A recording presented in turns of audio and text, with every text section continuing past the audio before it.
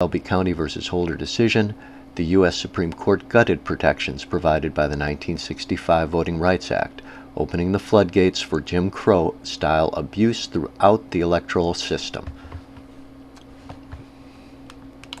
Numerous reports indicate that citizens were often confronted with photo ID requirements even where they were voided by the courts. As in Ohio 2004, reports indicate many citizens were directed by official websites to polling places that did not actually exist. This year, Ohio Secretary of State John Husted failed to distribute more than 1,050,000 absentee ballot applications to citizens entitled to them. On Election Day, media throughout the U.S. reported the kinds of mass delays and confusion that defined the elections of 2000 and 2004. Said the New York Times, voters nationwide endured long waits in line, malfunctioning voting machines, ill-informed poll workers, and a litany of lesser annoyances on Tuesday, with scattered reports that some voters gave up trying to cast ballots.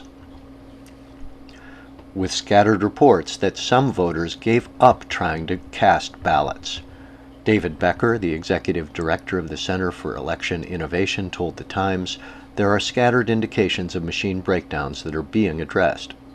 In an editorial the day after the election, the Times lamented that in North Carolina, the state's Republican Party issued a news release boasting that cutbacks in early voting hours reduced black turnout by 8.5% below 2012 levels, even as the numbers of white early voters increased by 22.5%.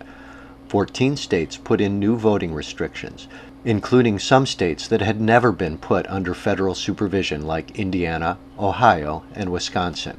Throughout the U.S., voters with so-called problems in their registration are routinely given provisional ballots, allegedly to be counted later, but the forms are often impossibly complex, with poll workers often failing to count them at the sight of a single minor error, such as writing below a line, omitting a middle initial, failing to include a birthday, and much more.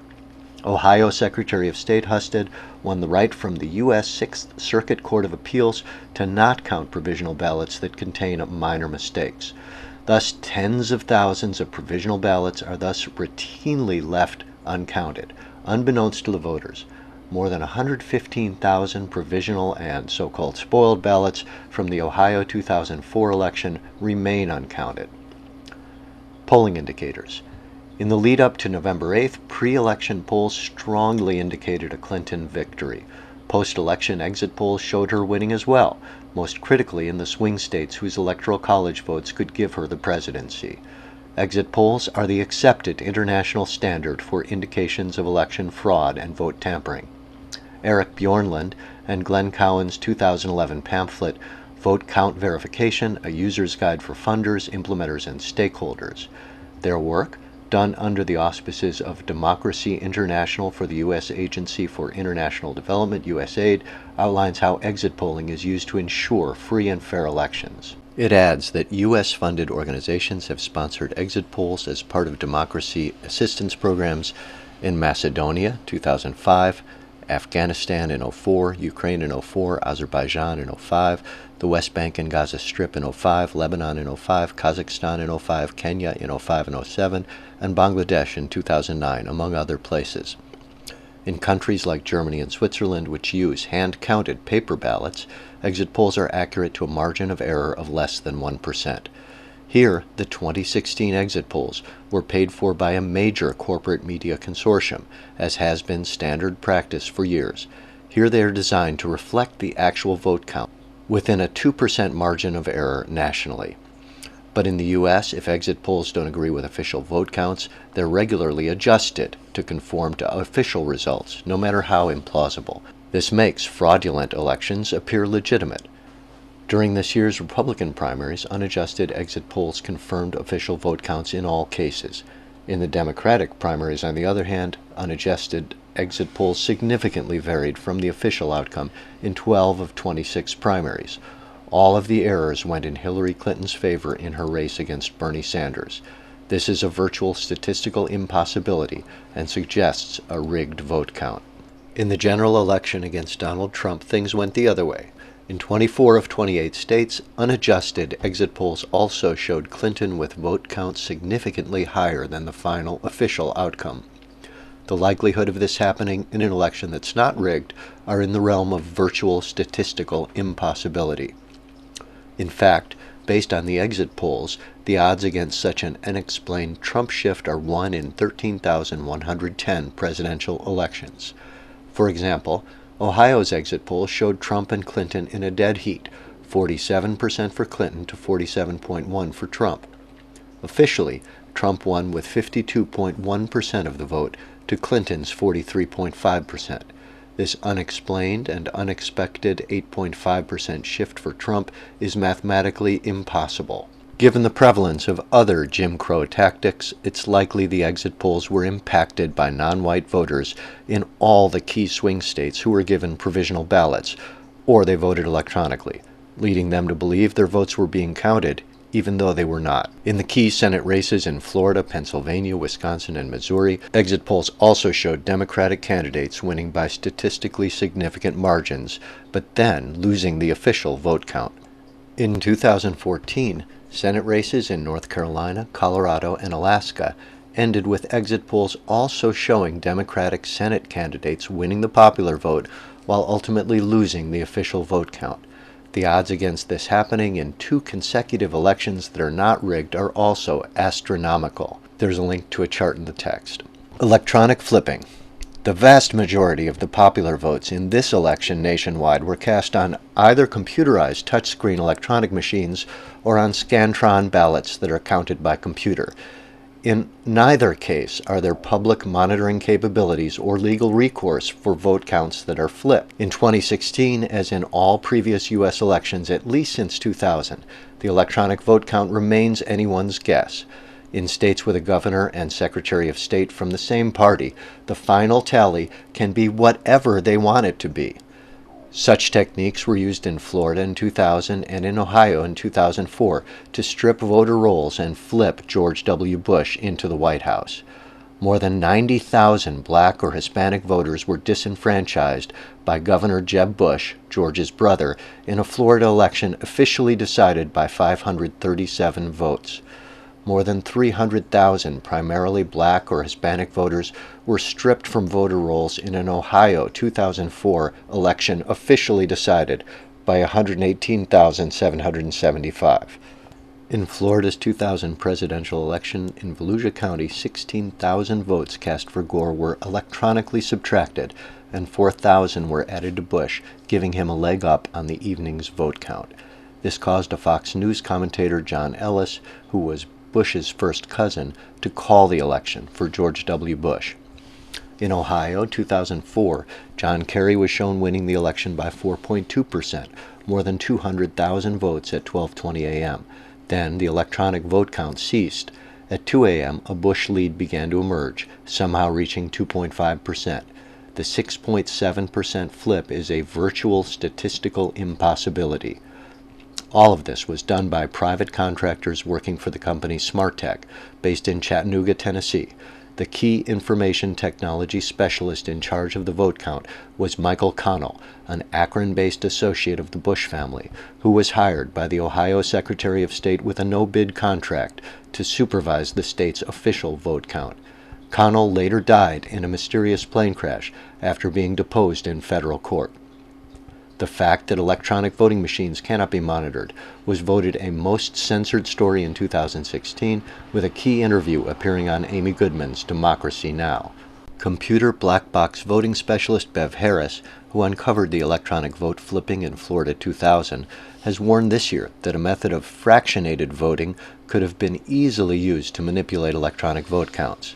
The manipulation could be done by secretaries of state in conjunction with partisan for-profit corporations in ways that are virtually impossible to detect and simply not open to legal challenge. According to Harris, this fraction magic used in county central tabulators could have flipped hundreds of thousands of votes. In Ohio, this year, a new generation of electronic vote scanning machines makes it possible to retrieve electronic images of ballots that have been cast on paper in the order that they were cast. These machines come with an audit log that would detect any illegitimate vote changes by central tabulators. But Secretary of State Husted opted to allow local election boards to leave both security functions, the audit log and the image scanners, turned off.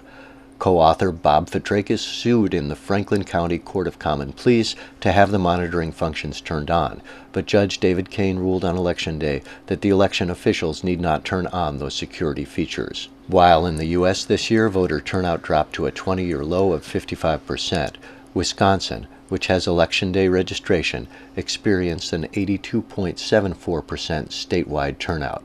However, Dr. Richard Hayes Phillips found 5 municipalities in Wisconsin that had 100% voter turnout or more. In 11 other towns and villages, the turnout is alleged to be 95% or higher. In 80 more municipalities in Wisconsin, voter turnout topped 90% or higher. Phillips concluded that either these voter turnout percentages are a historic achievement, unparalleled in my experience, or the unofficial results are not true or correct. Throughout the United States, including the swing states that will decide the presidential outcome in the Electoral College, and in those that have increased the GOP margin in the U.S. Senate, the entire vote count remains an electronic mystery. Millions of dollars would be required to do meaningful recounts in states like Wisconsin, which may well have legitimately gone for Clinton and chosen a Democratic U.S. Senator.